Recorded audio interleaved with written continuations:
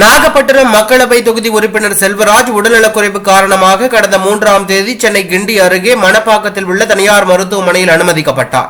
நாள்பட்ட சிறுநீரக பிரச்சனை மற்றும் இதய பிரச்சனையால் பாதிக்கப்பட்ட அவருக்கு மருத்துவர்கள் தீவிர சிகிச்சை அளித்து வந்தார்கள். இந்நிலையில் நாகப்பட்டினம் எம்பி செல்வராஜ் நேற்று அதிகாலை காலமானார். அவரது உடல் சொந்த ஊரான திருவாரூர் மாவட்டம் மன்னார்குடி அருகே உள்ள சித்தமல்லி கிராமத்துக்கு எடுத்துச் செல்லப்பட்டு அடக்கம் செய்யப்படும் என தெரிவிக்கப்பட்டது. அத்துடன் அவரது உடல் அரசு மரியாதையுடன் அடக்கம் செய்யப்படும் எனவும் அறிவிக்கப்பட்டது. அதன்படி நாகப்பட்டினம் எம்பி செல்வராஜின் உடலுக்கு இறுதி மரியாதை செலுத்தும் நிகழ்வுகள் இன்று நடைபெற்றன.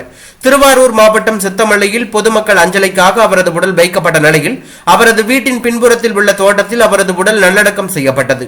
மாவட்ட காவல் கண்காணிப்பாளர் ஜெயக்குமார் தலைமையில் 21 குண்டுகள் முழங்க அரசு மரியாதையுடன் நாகை நாடாளுமன்ற உறுப்பினர் செல்வராஜ் உடல் நல்லடக்கம் செய்யப்பட்டது. இறுதி நிகழ்வுகளில் ஊர் பொதுமக்கள், மூத்த அரசியல்வாதிகள், ஏராளமான கம்யூனிஸ்ட் கட்சிக்காரர்கள் ஆகியோர் கலந்து கொண்டதாக தகவல் வெளியாகியுள்ளது.